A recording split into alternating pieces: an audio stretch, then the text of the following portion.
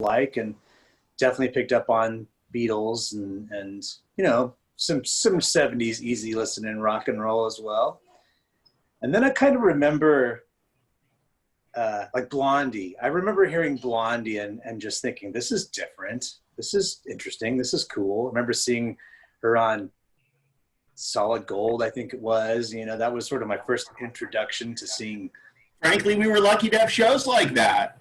Yeah, absolutely. But I love what you're saying about that time frame, because on a personal level, that's when I made the big switch to the 6/4. Right at about that time, I remember Blondie when I was a kid in New Jersey, and the biggest thing for me with the change was also new wave was taking the form of punk, and all of a sudden you were hearing these bands and they were becoming quote unquote mainstream. You know, the Knack wasn't a punk band. Was Blondie a punk band? Didn't matter. I mean, I know as a 12-year-old it didn't matter beans to me. So I'd like your thoughts on that. No, I mean, I didn't know what punk was. You know, to me it was just I mean, I was probably, I remember, you know, we had the old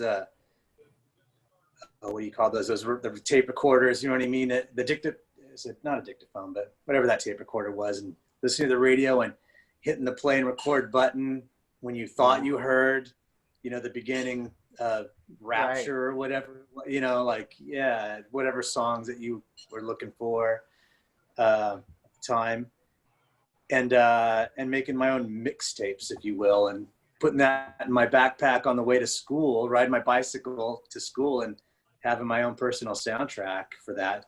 That was kind of, you know, definitely something I remember doing. And then I remember kind of discovering records, because we had a record player and my parents had a small record collection, but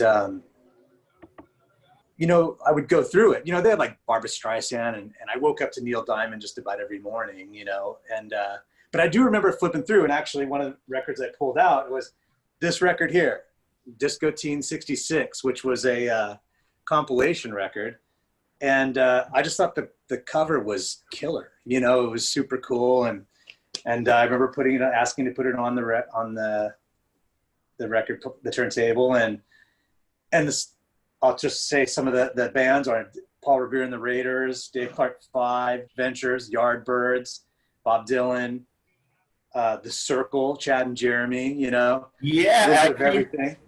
I don't mean to interrupt you there, but I think the link is Columbia Artists there, isn't it? Yeah. Totally. Right. Yeah. Right. Yeah. Fabulous. But, you know, some of these records or songs, in particular the Yardbirds and the Paul Revere and the Raiders, I mean, I was sort of like, whoa, what is this? And I remember asking my parents, whose record is this? You know, they both looked at it, I don't know. And then I went through a few other their records, which here's another one, Dave Clark 5, you know, and a Yardbird single I have over here. And asking them, like, what are these bands? You know, and they were like, oh, I don't know. They were just bands that we listened to, you know, but they didn't even know that they were their records. And I was like, what is wrong with you? This is the best thing I've ever heard, you know? And so I kind of confiscated the records that I liked, and then started buying my other, you know, my own records.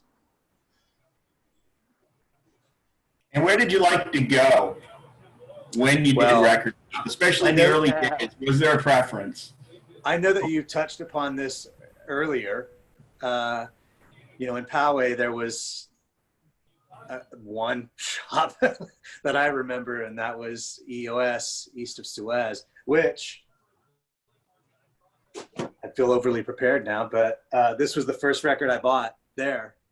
Wow. Right. First record I've used my own money for as well. So very cool. Yeah. But, you know, and then as I got older and had friends with cars and stuff, or if my mom went, you know, shopping and I went along and it was happened to be in Escondido near Licorice Pizza, you know, I would, Mom, see you later, you know. There was also another, I don't know if you remember this shop, and I can't remember the name of it. It was in Claremont, which I think it was either a Gemco or a Fed Mart, which I think now is a Target. And right next door was an import store, a record shop, a little record. I don't remember the name of it, but I bought like, yeah, some ska specials, imports and stuff there.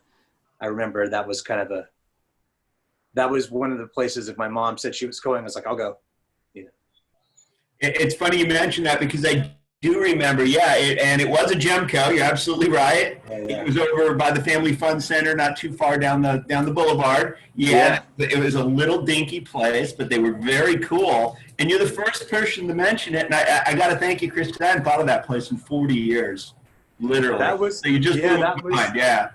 That was a 2-for too, because across the street from it, across Claremont Mesa, or was it Balboa? I think it was Balboa, actually. There was a licorice pizzas there as well. Right. Yeah. Which I have a memorable record that I bought there. But that, when we get there to that part, if you ask the question, I'll tell that story. Chris, you guys keep it rolling, because I'm working on technical stuff. Thank you. Well, then I'll segue into that story. When I met, when Glenn and I became friends and Rob Abramson became friends, those two guys were punk rockers, and I was a mod in middle school. And I remember running into Glenn one day in the hallway, and he goes, "Man, Rob's turning mod on me." And I was like, "What?" Yeah, he's listening to The Cure now. And at that point, I hadn't heard of The Cure or who they were. And I was like, "Oh, really? Okay, yeah, that's too bad, I guess, you know." And I remember going to Gemco with my mom and running across the street to that, I think it was a Licorice Pizza, and flipping through the singles there. And I found Love Cats single. And I bought it, and I went home, and I was kind of excited because I was going, a new mod record. And I put it on, and I was like, huh, it doesn't sound very mod to me. But that actually began a bit of an obsession that developed with The Cure, for sure. And it's funny too, I'm really glad you mentioned the fact that the heavy differences that we thought were so important at that age between what was mod music and what was punk music.